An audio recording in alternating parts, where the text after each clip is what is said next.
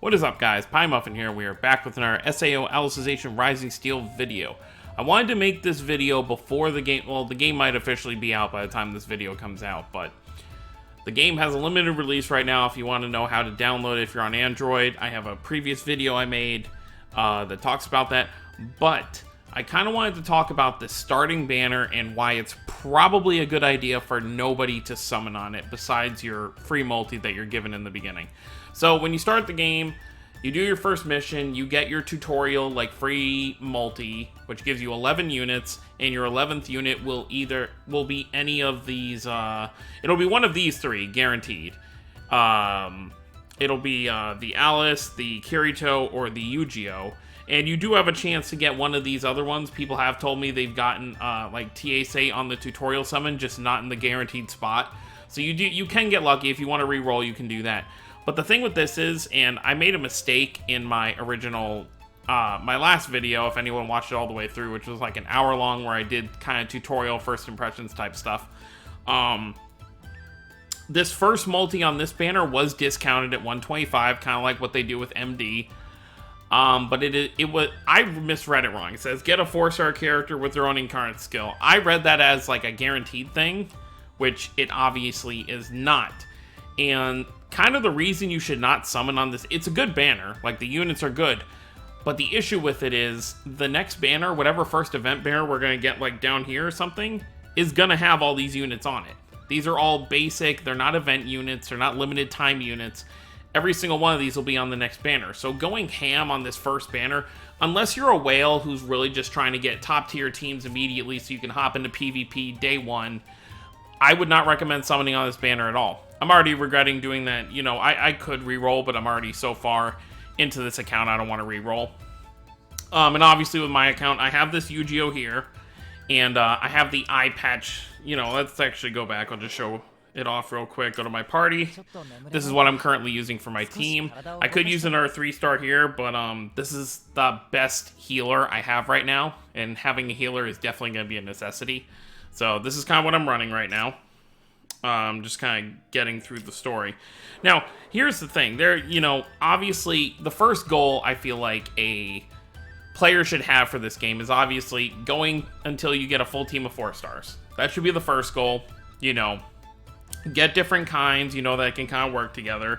So, like, for example, I have this Yu-Gi-Oh! Right here that has, so it has a slash ability, which is a single enemy attack.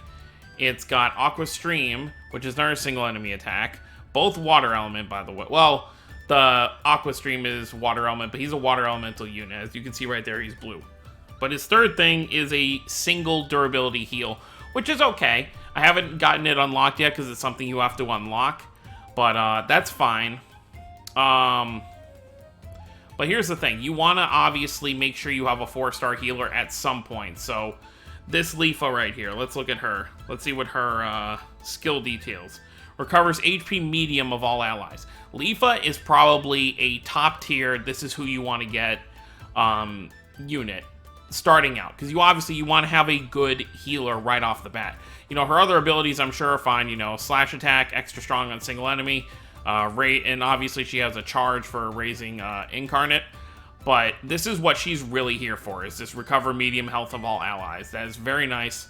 Let's see Yuki as well. What does her heal do? Recovers own HP. Okay, so she only heals herself. So she is a self-healer, so that's okay. You don't want to really chase that. Let's go down here. Roni seems to have a heal as well.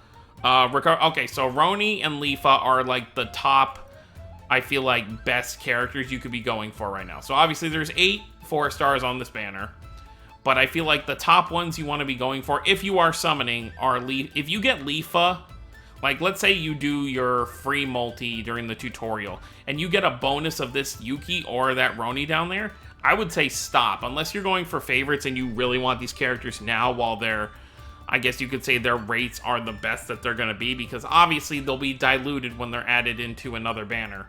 But we're going to get so many variants of these kinds of characters that I feel like you really don't need the starting ones because you're going to pull them 100 times anyway. So that's my whole thing here, is just that I wanted to make this quick little video to kind of basically say I really don't think people should summon on this banner. I really don't feel like it's worth it. You know, if you want to re-roll until you get lucky, I would say do that. I'd say that's probably your best option, but the game is brand new. You really don't need end game content teams. Like I said, unless you're going to be wailing out to try and hop into PvP immediately. I would say most players, which I am one of those most players, should just be kind of taking it easy. You know, let's wait to see what the next banner is going to be. Build up your teams you have right now. There's also I don't know if she's a 4-star, but if you go into the news, that's not the news. That is missions. This is news. If you go to, let me see if I can find it. So right here, Sword to Lead. So let me see, what is she? I'm actually very curious. So this is Kirito's mentor in Underworld.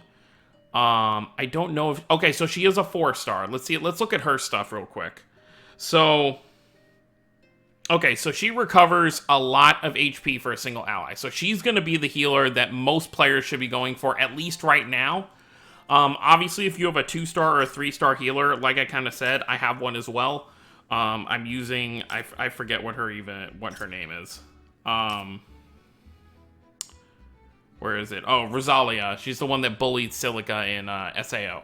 So let's look at her detail. No, that's her battle skill. We want to look at her actual abilities. Okay, so it's Aid All Potion. Recovers HP weak of all allies. Obviously, it could be better, but currently, and I like that you can actually do this. You can go to... Let me actually... No, this will probably be the best way to do it. So if I click on her, I go to Filter... Let's go and filter over here. Let's reset and set it for heal. Boom.